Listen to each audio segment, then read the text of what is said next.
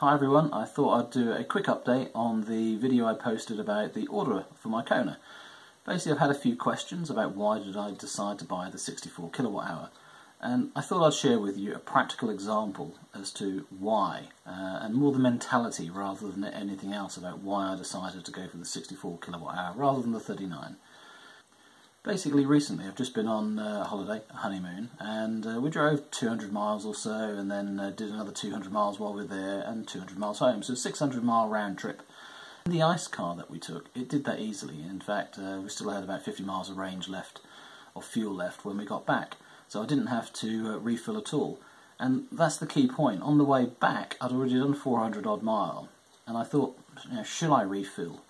And I would have had to go out of my way. I'd have had to go off route to get to a petrol station with the right price to actually refill the car. So I decided not to. I decided to keep going and not risk it, because I knew there was plenty. But I ran it quite low with fuel to get back. And it's that issue, not about the anxiety about whether you run out, but it's the comfort of whether you go off route. And that's what the key element is for me with the battery size. When I was looking at which battery to buy, I looked at the journeys that I do, and as the example, this one that I've done is the typical one, where it's only the few percent a year that I do a journey like that. My everyday trips are far, far smaller, so I need a much smaller range on a normal daily or weekly basis. So it's those exceptions, those bigger journeys that I do. And I realised that I needed 200-mile range to fulfil most of my longer journeys without having to charge at all. Now, the Kona 39 kilowatt hour was so close to that, and it's tempting to have saved a little bit of money and gone for the smaller battery, and then I could have charged once or twice more in a year, I suppose, maybe 3 or 4 times extra in a year than what I would have had to if I've got the 64 kilowatt hour. So logically it sort of makes sense to go for the smaller one. But for me, it's the comfort, it's the convenience, it's the ease, and those are the things that I wanted to get. I didn't want to be, shall we say, an early adopter. I look at other EV owners, and I saw a video the other day where James was saying he charged 14 times on one occasion in one trip. So, these true EV owners, these early adopters, are used to charging, and it's part of the experience, and that's what they expect from an electric car. So people like that are used to charging view electric cars slightly differently. New people coming to the market are comparing electric cars to, like the Mini that I took on holiday. They're comparing it to an ordinary car, and stopping to charge isn't something you want to do. It's not something I really want to do. So am I being a true EV enthusiast, a proper EV owner and all those sort of things? No, I'm not. If you're an early adopter and you've got the view that charging's okay, charging's normal, because I don't want to. I don't want to charge en route. I want a car that, like the Kona 64 kilowatt hour, I could drive 200 miles with ease, no anxieties, no thoughts about anything, charge when I get there, probably for free at the destination as well. That's how it would have been on holiday.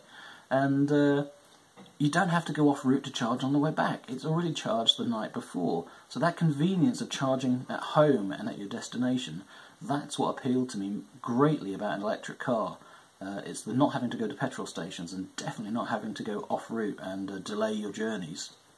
So if I had a car with a smaller battery, which might be practical and sensible from some respects, it wouldn't achieve that goal for me of not having to charge en route. That would become a greater necessity. So the 64 kilowatt hour for me, the price worked out okay. The £3,000 and a bit extra for it versus the complete comfort that I could expand how far I go and go on this typical sort of holiday that I just did without any worries whatsoever about range and anxiety, and I'll have complete convenience of charging when it suits me rather than when you have to. So that's why I decided to go for the 64 kilowatt hour, the convenience. And yes, I know it flies against how most people view electric cars when they've already got them, which is the charging is part of the experience, but that's not for me. My view isn't the same as everybody else's, and I'm trying to share my view with you, which is I want a car that just does what I want, and that is to go to the destination and to be enjoyable to drive.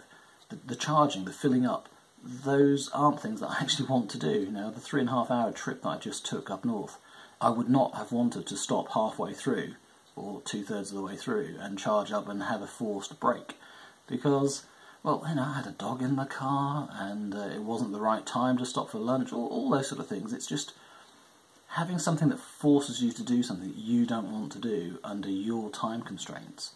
I see that as a negative. So the 64 kilowatt hour frees me up to do what I want when I want, and I think that's worth the money.